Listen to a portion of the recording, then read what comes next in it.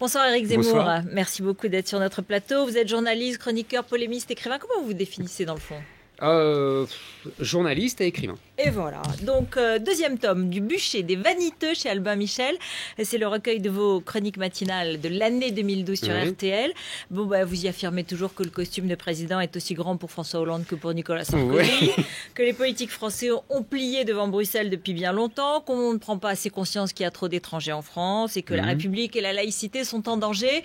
J'ai envie de dire, c'est du pur Zemmour, polémiste, ferrailleur, qui raconte, comme vous dites, l'histoire folle, pleine de bruit et de fureur. Bon, bah donc, vous qui aimez dire les choses, vous qui aimez affirmer vos opinions clairement à vos risques et périls. J'essaie de les étayer le mieux possible. À vos risques et périls, vous en êtes rendu compte. Est-ce que vous approuvez la phrase de Jean-Luc Mélenchon qui dit aujourd'hui « Il faut parler cru, il faut parler dru, le peuple est en colère, il ne faut pas parler prout-prout ». Ah, moi je trouve qu'il a... Alors sérieusement, il a raison. Je pense que, c'est ce que j'ai déjà dit, je pense que ce n'est pas les politiques qui sont violents, c'est la réalité qui est violente. Donc moi je trouve que si les politiques sont violents et parlent dru, à la limite, ça peut expulser une certaine violence, vous voyez, ça peut... À la place de la guerre, il vaut mieux les mots, quoi. Exactement, bon, même s'ils sont violents. Deuxièmement, je me suis beaucoup amusé à voir comment les socialistes essayaient de lepéniser Mélenchon, comment ils avaient essayé de lui faire le coup qu'ils avaient fait il y a longtemps à Le Pen sur il a dit qu'il parlait pas Moscovici, parlait pas en français, donc s'il est antisémite. Là-dessus, par exemple, sur les opinions sur l'Europe avec Jean-Luc Mélenchon, vous avez assez de points communs. Ah oui, on a beaucoup de points communs. Voilà. Moi, je trouve qu'il est plein de contradictions puisqu'il dénonce l'Europe libérale, entre guillemets, et il ne veut pas remettre en cause l'euro. C'est une contradiction qu'il faudra qu'il règle et qui, je pense, est une des contradictions qui lui a coûté cher lors de la présidentielle. Mais du coup, pas la seule. Du coup, pour vous, cette phrase sur Pierre Moscovici, Alexis Corbière était à votre place hier soir, on en a longuement parlé. Cette phrase sur Pierre Moscovici qui parle en français, qui ne parle pas en français, mais en langue de la finance internationale, elle n'est pas soupçonnable. Non, écoutez, elle ne vous gêne pas. Écoutez, Mélenchon est un peu ridicule quand il fait semblant de découvrir que Moscovici est juif. Mais moi, cette phrase ne me choque pas particulièrement. C'est vrai qu'il y a un vrai problème entre... Mais on faisait déjà ce procès à Strauss-Kahn, on faisait déjà ce procès à tous les ministres des Finances depuis des années, qu'ils soient de droite ou de gauche. Effectivement, les politiques sont sous domination de la finance et Bercy est devenu, mais vous savez, c'est pas étonnant, Bercy est devenu le temple de cette pensée dominante, tout simplement, tout simplement c'est de la sociologie. Comme les gens des grands corps, du Trésor, vont pantouflent de plus en plus dans les grandes banques et systématiquement pour gagner beaucoup d'argent. Il y a connivence, il y a complicité entre guillemets. Oui, c'est même pas connivence, c'est les mêmes. Bon, mais vous diriez salopard, vous aussi. Ah, moi, je me permettrais pas. Non, mais c'est ça, j'ai envie de savoir, parce que bon, vous affirmez, parce qu'il y en a beaucoup des mots comme ça, à droite et à gauche. Oui, absolument. On va y venir à ceux de droite, ils moi, existent j'essaie aussi. de pas insulter, j'essaye. On me reproche assez de choses. Donc, vous n'auriez pas dit salopard. Non, bon, quand même. Alors, et puis il y a Henri Guénaud. Oui. Lui aussi, vous l'aimez bien. Beaucoup. Voilà, beaucoup. Vous êtes aussi très proche de lui. Eh ben, lui dit, les juges salissent la France. Le juge gentil salit la France et la République. Il a raison ? Il a raison de le dire comme ça ? Écoutez, d'abord, les juges ne sont pas à l'abri de la critique. Il n'y a aucune raison. Non, mais c'est vrai. On est en démocratie, on peut critiquer les juges. Deuxièmement, Guénaud, il est sentimentalement attaché à Nicolas Sarkozy.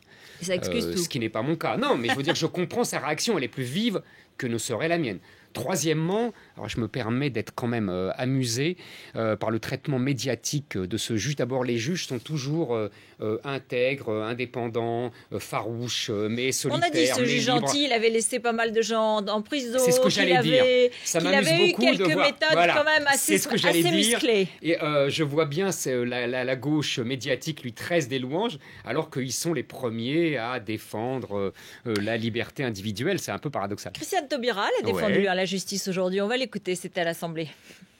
Des propos ont été tenus ces derniers jours. Certains sont inadmissibles dans un état de droit parce qu'ils mettent en cause de façon très claire l'institution judiciaire et même un magistrat intuitif personné.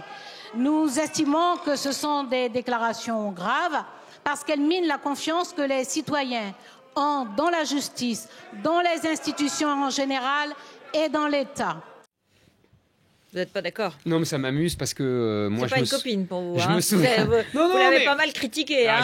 Je la critique beaucoup. Je suis en désaccord sur quasiment tout avec elle. Alors que c'est devenu que ça une soit icône. les lois mémorielles qui l'ont fait connaître jusqu'à sa pratique de ministre de la Justice. Mais même ces poèmes déclamés à l'Assemblée nationale, non, ça vous a pas impressionné? Non, ça m'a beaucoup plu. Ah bon? Non, mais on n'aime pas les mêmes poètes. Mais au moins, elle a de la culture, c'est déjà ça.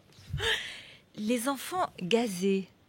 C'est ce qu'ont dénoncé les manifestants, enfin une partie d'entre eux, contre le mariage pour tous. Ils ont utilisé l'expression d'enfants gazés. On est encore dans les mots. Mais oui, est-ce que ça vous choque pas, vous savez, l'histoire a tellement été galvaudée, les mots ont été tellement usé jusqu'à la corde. On a tellement parlé de génocide pour n'importe quoi. Vous vous souvenez? Je me souviens, écoutez, il y a un truc qui m'a vraiment frappé. La manifestation, je crois que c'était quand Jean-Louis Debré était ministre de l'Intérieur, de gens qui sont venus en pantalons et en vestes rayées, de pyjama, comme des gens qui avaient été envoyés dans les camps pour protester contre l'expulsion de sans-papiers. Oui, mais là, donc vous voyez, attendez, ça c'était la gauche. Oui, aujourd'hui, vous voyez que c'est la droite. Mais parce que, mais vous avez raison. Et c'est frappant quand mais même. c'est l'histoire de France, c'est toujours comme ça. La droite récupère toujours les. Non, mais je plaisante avec pas du tout. Avec un temps de retard. Oui, parce qu'elle n'ose pas. La gauche ose tout, elle transgresse tout, et ensuite elle se prend en réaction. La droite qui limite. Je vous assure, c'est toujours comme ça dans l'histoire de France. Bon, alors vos mots à vous, hein. Les femmes à Paris. Vous avez dit, alors moi c'est vrai que je me suis dit, cette bataille de femmes à Paris, évidemment, ça va m'amuser d'en parler avec Éric Zemmour, parce que c'est quand même, pour certains, c'est une marque de progrès, progressisme. Bien sûr. Ou pour d'autres, c'est carrément un non-événement, parce que justement, ben voilà, maintenant les femmes sont là, elles existent, il y en a beaucoup, et elles vont être majoritaires ou largement, peut-être même seules à Paris. Et je vous entends dire... Bah oui, il y a beaucoup de femmes parce que le politique n'a plus beaucoup d'importance. C'est la marque de l'affaiblissement du politique. Bah vous charriez un peu quand même. À la mairie, les femmes ou les maires, alors les maires AIRES et RES, absolument. Évidemment, ils ont du pouvoir quand même, non? Non mais attendez, quel pouvoir elles ont? Non mais écoutez-moi, il y a une concomitance. Alors après moi, j'estime que c'est lié. On peut dire que c'est un hasard. Il n'empêche que vous aurez remarqué que aujourd'hui, depuis 20 ans, il y a une montée de la présence féminine dans la vie politique, dans les classes politiques, encore plus d'ailleurs dans les pays du Nord, vous avez remarqué, et puis ça descend petit à petit vers les pays du Sud. Or, parallèlement, concomitamment, le pouvoir s'évapore du politique. Mais c'est aussi la progression de la société, tout simplement. Mais je sais que je connais votre thèse sur l'affaiblissement du politique, ça se discute. Mais c'est indépendant, c'est aussi une parité qui avance dans les différentes sociétés, et heureusement. Mais pas du tout. Dans les milieux où il y a vraiment le pouvoir, il n'y a pas de femmes. Dans la finance, c'est infinitésimal, c'est marginal. D'ailleurs, les féministes m'ont beaucoup amusé en 2008. Elles ont dit s'il y avait eu des femmes dans la finance, il n'y aurait pas eu la crise. Donc, voyez, on ne peut pas dire tout et tout le contraire de tout. Donc, vous voyez, mais parce que je pense qu'il y a un lien. Alors là, on remonte à la nuit des temps entre le pouvoir et la virilité. Je pense que, en fait, les hommes ont inventé le pouvoir. Mais ça vous inquiète, rassurez-moi. C'est-à-dire que le pouvoir ne doit pas rester seulement dans la main des hommes. Mais bien sûr que si, sinon il se dilapide. Les femmes sont les régentes. C'est dans l'histoire de France, ça a toujours été comme ça. Oui, mais il faut le partager. Elles n'expriment pas le pouvoir. Elles n'incarnent pas le pouvoir. C'est comme ça. Je vous dis, le pouvoir s'évapore dès qu'elles arrivent. Attention, il y a des exceptions. Hein, comprenez bien ce que je dis. Je parle de dominant, de domination, c'est-à-dire du féminin et du masculin. Ça serait plus exact de dire comme ça. Le masculin est lié au pouvoir. Il peut y avoir des femmes qui exercent un pouvoir. Parce qu'elles ont des valeurs masculines. Voilà, exactement. C'est plus précis de le dire comme ça. Et quand le féminin les valeurs domine... féminines, elles sont incompatibles avec le pouvoir. Elles sont incompatibles avec, l'incarnation du pouvoir. Et alors, évidemment, il y a beaucoup d'hommes... Vous aurez remarqué qu'aujourd'hui, en fait, les hommes politiques, pour la plupart, sont dans l'ordre du féminin. Vous comprenez bien. Ils sont dans l'ordre du social. En fait, les politiques aujourd'hui sont des grandes assistantes sociales. On va écouter cette phrase, parce qu'on va passer au football quand même. On va écouter cette phrase de Bernard Lacombe. Je précise qu'il s'est excusé ensuite. Hein. Il faut être très honnête. On va l'écouter. Il était sur RMC à l'émission Louis s'attaque aujourd'hui. Je discute pas avec les femmes de football. C'est pas beau ça, Bernard. Non, mais je le dis parce que c'est une chose, c'est mon caractère, c'est comme ça, c'est ma façon. Qu'elles s'occupent de leur casserole, et puis voilà, ça ira beaucoup mieux. Qu'elles s'occupent de leur casserole, ça ira beaucoup mieux. Je parle pas de football avec les femmes. Alors aujourd'hui, c'est excusé parce que c'était hier. Je suis désolée si ça a pu blesser des femmes, et en particulier les footballeuses de Lyon, qui sont les meilleures. Ah oui, elles sont bonnes, elles jouent bien. Quand même. Elles jouent bien. Mais vous voyez, moi, je vais vous dire, ce que je trouve scandaleux, c'est qu'ils doivent s'excuser. Mais non, mais on peut lui dire qu'il dit des bêtises. Ah bon? Non, mais vous comprenez, on peut tout dire. On peut discuter. On peut lui dire tu dis n'importe quoi. Ou on peut. Moi, je vais vous dire, il y a peu de femmes qui discutent intelligemment du football. Blessé. Ah, vous le dites aussi, mais bien alors. sûr. Il y en a peu. Il y en a, mais en général, elles comprennent pas grand-chose au football. Bon, il y a des exceptions. Bon, alors voilà, on va vraiment s'insurger. Je sais qu'en régie, à l'heure où je parle, il y a des femmes fans de football et qui sont absolument choquées par ce que vous dites. Non, mais elles sont fans de football depuis 1998, c'est-à-dire depuis que c'est la mode. Nous, on aimait le foot quand tout le monde nous ridiculisait, quand on était objet de dérision dans les années 70, quand les intellectuels nous crachaient dessus. Là, on aimait le foot. Alors évidemment, quand tous les médias adorent le foot et que ça devient un commerce, les femmes arrivent. Enfin, c'est exactement la même chose. Dès que tout se banalise, ça devient féminin. Exact. J'ai écrit ça dans le premier sexe. Mais c'est terrible. C'est beaucoup plus compliqué que ça. Non, j'en ris, mais en fait, attention. Bon, là, l'équipe ce soir, le match France-Espagne, ça vous intéresse quand même. Vous n'aimez pas tellement cette équipe. Hein. Non, j'ai du mal avec cette équipe. Vous avez dit qu'elles avaient une culture racaille. Non, j'ai dit ça, oui, depuis 2006, depuis 2010.